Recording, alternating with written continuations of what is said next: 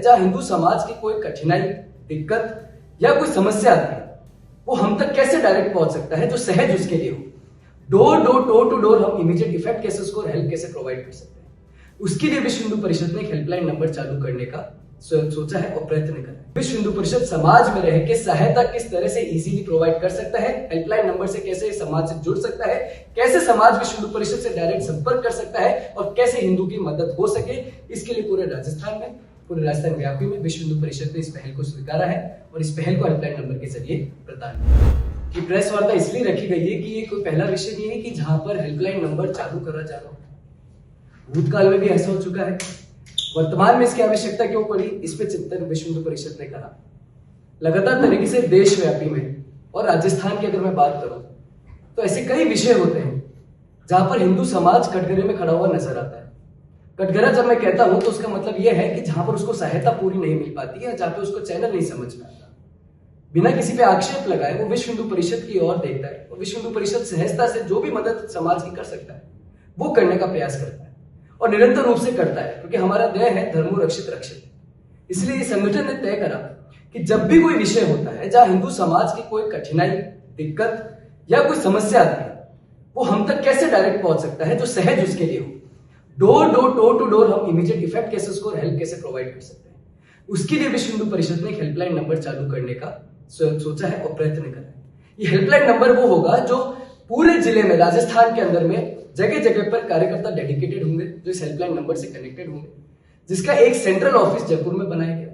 वहां से helpline number पे कोई भी समस्या होती है उसको ध्यान में रखते हुए, जिले के संबंध में करते हुए, जिस जिले की होगी वहां पर उस कार्यकर्ता से बात करके और जो भी समस्या का हल हो सकता है, चाहे वो विधि रूप से हो, चाहे वो प्रशासनिक रूप से हो, चाहे वो एफआईआर करवाने में मदद करना हो, चाहे वो डॉक्यूमेंट्स वेरिफिकेशन हो, चाहे किसी भी प्रकार से जो सहायता हिंदू को मिल सकती है वो कराएंगे।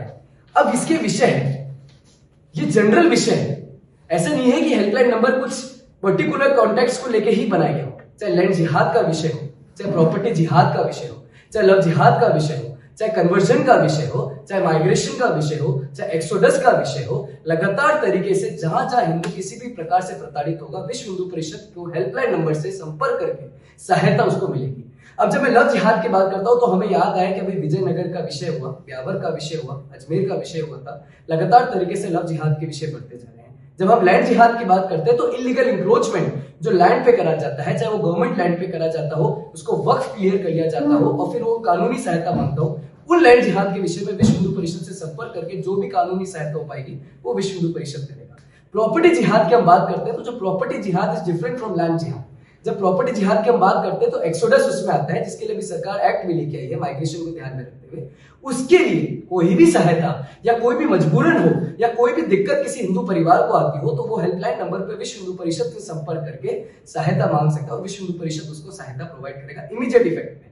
जब भी हम बात करते हैं ईव टीचिंग की, वहां पर विषय होते हैं। जब हम लैंड जिहाद की बात करते हैं वहां पे विषय होते हैं, या कम्युनल डिसहार्मनी के विषय हमें देखने को मिलते हैं। आने वाले भी राम नवमी और जयंती होगी, हनुमान जयंती, उसमें किसी प्रकार की कोई दिक्कत हिंदू को ना आए, ये सुनिश्चित तो विश्व हिंदू परिषद हमेशा करता है, लेकिन हेल्पलाइन नंबर के थ्रू उसको सहायता प्रोवाइड हो सके, हिंदू को सहायता प्रोवाइड हो सके, सुरक्षा प्रदान करी जा सके, रक्षा करी जा सके और डोर टू डोर उसको इमीडिएट इफेक्ट प्रोवाइड करा जा सके। इसलिए विश्व हिंदू परिषद ये हेल्पलाइन नंबर चालू कर रहा है। और किसी पे भी